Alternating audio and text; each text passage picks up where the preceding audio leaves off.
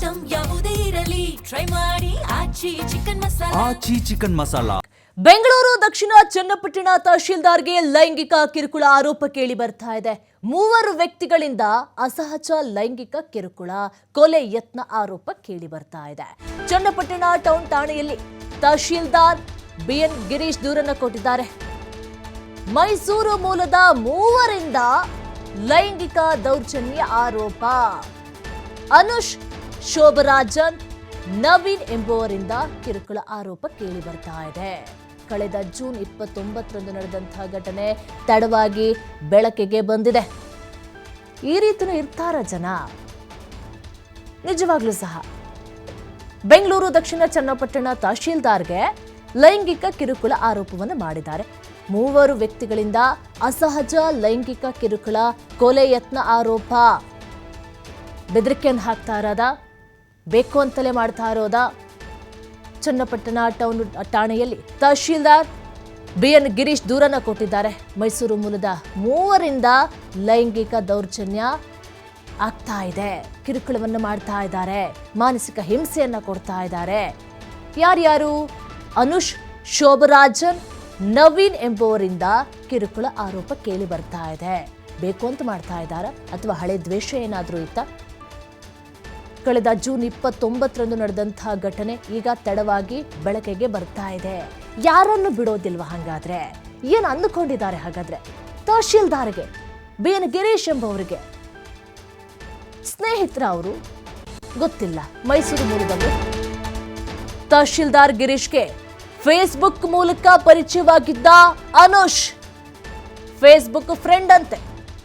June 28ರಂದು ಸ್ನೇಹಿತರ ಜೊತೆ ತಹಶೀಲ್ದಾರ್ ನಿವಾಸಕ್ಕೆ ಬಂದಿದ್ದ ಅನುಷ್. ಈ ವೇಳೆ ತಹಶೀಲ್ದಾರ್ ನಿವಾಸದಲ್ಲೇ ಮದ್ಯಪಾನ ಮಾಡಿದ್ದಂಥ ಆರೋಪಿಗಳು ಒಳ್ಳೆ ಸ್ಕೆಚ್ ಅನ್ನೇ ಹಾಕೊಂಡು ಬಂದಿದ್ದಾರೆ. ಫೇಸ್ಬುಕ್ನಲ್ಲಿ ಪರಿಚಯ ಆಗಿಬಿಟ್ಟಿದೆ. ಈ ವೇಳೆ ತಹಶೀಲ್ದಾರ್ಗೆ ಜ್ಯೂಸ್ನಲ್ಲಿ ಮತ್ತು ಬರುವಂತಹ ಮಾತ್ರೆಯನ್ನು ಹಾಕಿ ಪ್ರಜ್ಞೆ ತಪ್ಪಿಸಿದ್ದಾರೆ ಅನುಷ್. ಬಳಿಕ ದುಡ್ಡಿಗಾಗಿ ಬೆದರಿಸಿ ಚಿನ್ನದುಂಗುರ, ಚೈನ್ ಅನ್ನ ಕಸಿದುಕೊಂಡು ಆರೋಪಿಗಳು ಪರಾರಿಯಾಗಿಬಿಟ್ರು. 10 ಲಕ್ಷ ಹಣ ನೀಡುವಂತೆ ಒತ್ತಾಯವನ್ನ ಮಾಡಿದ್ರು. ಈಗ ಜನಸಾಮಾನ್ಯರು ಪಾಪ ಏನು ಗೊತ್ತಿಲ್ಲ ಅಂದ್ಕೊಂಡ್ರೆ ಅದು ಒಂದು ತರ. ತಹಶೀಲ್ದಾರ್ಗೆ ಈ ರೀತಿಯಾಗಿ ಕಿರುಕುಳವನ್ನು ಕೊಡ್ತಾ ಇದ್ರೆ ಫೇಸ್ಬುಕ್ನಲ್ಲಿ ಫ್ರೆಂಡ್ ಆಗ್ತಾರೆ, ಅತಿಯಾಗಿ ನಂಬಿಸ್ತಾರೆ, ಮನೆಗೆ ಬರ್ತಾರೆ, ಊಟ ಮಾಡ್ತಾರೆ, ಎಣ್ಣೆ ಪಾರ್ಟಿ ಮಾಡ್ತಾರೆ. ಅದಾದ ಮೇಲೆ ದುಡ್ಡನ್ನು ದೋಚೋದಕ್ಕೆ ಪ್ರಯತ್ನವನ್ನ ಮಾಡ್ತಾರೆ. ಚಿನ್ನ ಎಲ್ಲ, ಉಂಗುರ ಎಲ್ಲ ಕಿತ್ಕೊಂಡು ಹೋಗಿಬಿಟ್ರು ಫೇಸ್ಬುಕ್ ಫ್ರೆಂಡು. ಯಾರನ್ನ ನಂಬೋದು, ಯಾರನ್ನ ಬಿಡೋದು? ಸೋಷಿಯಲ್ ಮೀಡಿಯಾ ಇಂಥವರನ್ನ ನೀರು ಹಾಕಿ ಪೋಷಣೆ ಮಾಡಿ ಬೆಳೆಸ್ತಾ ಇದೆಯಾ, ಅಥವಾ ಮೋಸ ಹೋಗೋರು ಜಾಸ್ತಿ ಆಗ್ತಾ ಇದ್ದಾರಾ? ವಿದ್ಯಾವಂತರು, ಗೊತ್ತಿರುವಂಥವರು ಇದ್ರ ಬಗ್ಗೆ ಹೆಚ್ಚಿನ ಮಾಹಿತಿ ಕೊಡ್ತಾರೆ ನಮ್ಮ ಪ್ರತಿನಿಧಿ ಶಶಿಕುಮಾರ್. ಯಾಕೆ ಈ ರೀತಿಯಾದ ಪ್ರಕರಣಗಳು ಹೆಚ್ಚಾಗ್ತಾ ಇದೆ? ಓದ್ಕೊಂಡವರು, ವಿದ್ಯಾವಂತರು, ಬಿಎನ್ ಗಿರೀಶ್ ತಹಶೀಲ್ದಾರ್ಗೆ ಯಾವಾಗ ಫ್ರೆಂಡ್ ಆಗಿದ್ದು, ಏನು ಕತೆ, ಯಾವ ಮಟ್ಟಿಗೆ ನಂಬಿಕೆಯನ್ನ ಹುಟ್ಟಿಸಿದ್ರು ಇವರಿಗೆ? ಕಂಪ್ಲೀಟ್ ಆಗಿ ಡೀಟೇಲ್ಸ್ ಅನ್ನ ಕೊಡ್ತಾ ಹೋಗೋದಾದ್ರೆ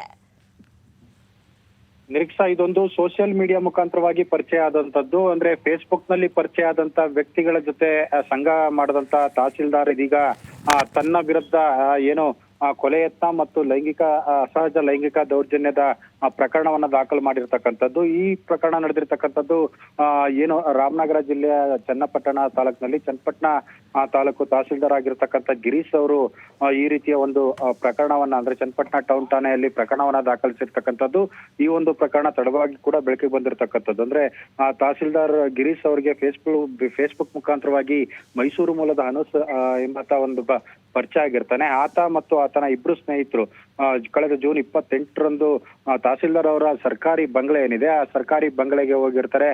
ಅಲ್ಲೇ ಮದ್ಯ ಸೇವನೆಯನ್ನು ಕೂಡ ಮಾಡಿರ್ತಾರೆ. ಅದಾದ ನಂತರದಲ್ಲಿ ತಹಶೀಲ್ದಾರ್ಗೆ ಏನು ಜ್ಯೂಸ್ಗೆ ಒಂದು ಮತ್ತು ಬರತಕ್ಕಂತ ಒಂದು ಮಾತ್ರೆಯನ್ನ ಕೊಡಿಸಿ ಅವರು ಪ್ರಜ್ಞೆ ತಪ್ಪಂತ ಸಂದರ್ಭದಲ್ಲಿ ದುಡ್ಡಿಗಾಗಿ ಬೆದರಿಸಿ ಅವರ ಉಂಗುರ ಮತ್ತೆ ಚೈನ್ ಕದ್ದಿದ್ದಾರೆ ಅಂತೇಳಿ ಅವರು ನೀಡಿರ್ತಕ್ಕಂಥ FIR ನಲ್ಲಿ ಉಲ್ಲೇಖವನ್ನ ಮಾಡಿರ್ತಕ್ಕಂಥದ್ದು. ಅಷ್ಟೇ ಅಲ್ಲ, ಹಣ ಕೊಡ್ಲಿಕ್ಕೆ ನಿರಾಕರಣೆ ಮಾಡಿದಂತ ಸಂದರ್ಭದಲ್ಲಿ ವಿಕೃತವಾಗಿ ಒಂದು ಅಸಹಜ ಲೈಂಗಿಕ ದೌರ್ಜನ್ಯ ಕೂಡ ಎಸಗಿದ್ದಾರೆ ಅನ್ನೋ ಒಂದು ಗಂಭೀರವಾದಂತಹ ಆರೋಪವನ್ನ ಮಾಡಿರ್ತಕ್ಕಂಥದ್ದು. ಈ ಪ್ರಕರಣವನ್ನ ಈಗ ಸಾಕಷ್ಟು ಒಂದು ಅನುಮಾನಗಳ ಎಡೆನಲ್ಲೂ ಕೂಡ ಈಗ ಕಾಣ್ತಾ ಇರ್ತಕ್ಕಂಥದ್ದು. ಹೀಗಾಗಿ ಈ ಪ್ರಕರಣವನ್ನ ಮತ್ತಷ್ಟು ವಿಚಾರಣೆಗೂ ಕೂಡ ಚನ್ನಪಟ್ಟಣ ಟೌನ್ ಠಾಣೆ ಪೊಲೀಸರು ಪ್ರಕರಣ ದಾಖಲಿಸಿಕೊಂಡು ವಿಚಾರಣೆ ಕೂಡ ಮುಂದುವರಿಸಿರ್ತಕ್ಕಂಥದ್ದು. ನಿರೀಕ್ಷಾ. ಥ್ಯಾಂಕ್ ಯು ಶಶಿಕುಮಾರ್ ನಿಮ್ಮೆಲ್ಲ ಡೀಟೇಲ್ಸ್ಗಾಗಿ.